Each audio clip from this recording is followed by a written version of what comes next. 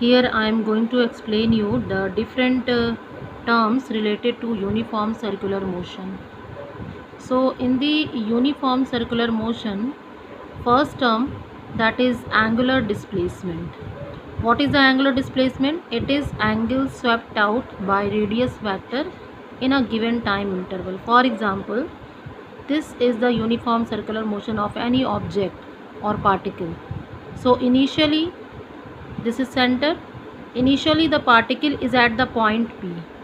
So when the particle is at the point P, then at time t is equal to 0, it is start moving on a circular path. So when it reaches at the point A, it takes time t1. Okay. So angle covered by the body is theta 1 from P to A in time t1. So theta 1 angle at time t1. Now from A to B, the body or particle takes time t2. Okay, means when the body reaches here, from this point it takes time t2. Clear? So from here to here time is t1, and from here to here the time is t2. So the angle covered by the body from P to B, that is theta 2. This complete angle theta 2 I have written here. Now see theta 2 angle at time t2. So what is the time interval between the point A and B? A से B तक जाने में कितना time लगेगा? यहाँ से यहाँ तक t1 और यहाँ से यहाँ तक t2. तो this is a time, that is delta t, t2 minus t1, time interval from A to B. Now A to B, there must be some angular displacement, because here this is angle theta 1 and here this is angle theta 2. What is this angle swept by the radius vector? This is a radius vector. So what is the angle swept by the radius vector in moving from A to B? Theta 2 minus theta 1. So this will be delta theta. So what is delta theta? Theta 2 minus theta 1. This is delta theta. Okay. So this is called the angular displacement of the object is moving from A to B. So this is a radius, this is the angular displacement covered by the radius vector in moving from A to B. So you all know, when the body is moving from A to B, it covers the linear displacement along the circumference also. So linear displacement I have denoted delta S. So delta S is what? This is the linear displacement in time delta t. इतने delta T time में इतना angular displacement है और इतना linear displacement. So delta theta is equal to arc upon radius. So this can be written as, what is arc? Delta S. And what is radius? R. So delta S upon R. तो angular displacement formula delta theta is equal to delta S upon R, and it has no unit because it will be measured in metre and it will be measured in meter, so it has no unit. Now the next term is the angular velocity.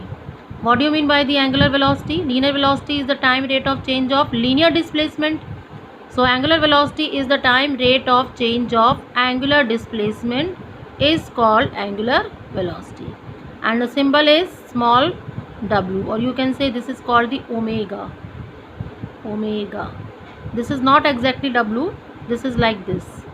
Okay, so omega is equal to angular displacement upon time interval. So omega is equal to, what is angular displacement? Delta theta. What is time interval? Delta t. So this is the formula of the angular displacement. What is its unit? Delta theta is measured in radian and delta t is measured in second. So unit is radian per second. Now come to the next term, that is time period. What is time period? Time period means this is circular path and the body start moving from this point and covered one revolution. Okay, so the time taken by the body to in one complete revolution is called the time period. Time period is always denoted by capital T sign and its unit is second. So in one complete revolution, the time taken by the particle is called the time period. Second term is frequency, denoted by nu sign. Okay, so what is frequency? It is the number of revolution completed per unit time. How many number of revolution? 1, 2, 3. So these are the number of revolution taken in a time, in a particular time, that is called the frequency. Now if I suppose that time taken to complete new revolution, this, suppose I have taken 1 2 3, so these are 3 revolution, that means you can say new revolution, and the time is 1 second. So what is the time taken to one revolution? Time taken to complete one revolution, that is capital T, time period. And time taken to complete new revolution 1 second, so time taken to complete one revolution is equal to 1 upon new second. And what is time taken to complete one revolution? Time period. So there is a relation you will be getting, that time period is equal to 1 upon frequency, or frequency is equal to 1 upon time period. And frequency unit is what? Per second, or in SI system it is called SI unit. This is called per second, is called hertz, and it is denoted by Hz. Okay, so this is SI unit of the frequency. Now there is a relation between the angular velocity, frequency and time period. You know that suppose the body is moving from here and complete one revolution. From here it is start moving and complete one revolution. So what is the angle total displacement covered from here to here? That is delta theta is equal to 2 pi. What is 2 pi? 360 degree. In degree it is 360 and in radian is 2 pi.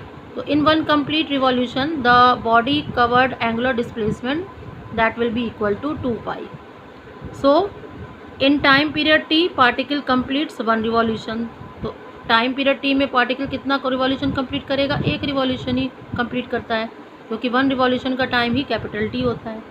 So in one complete revolution what is the angle covered? That is 2 pi. तो angular displacement delta theta is equal to what? 2 pi radian. Okay, and what is time taken from here to here? That is capital T. So omega is equal to delta theta upon delta t is equal to what? 2 pi upon capital T.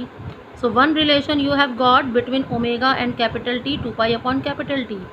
Now this can be written as 2 pi multiplied by 1 upon capital T.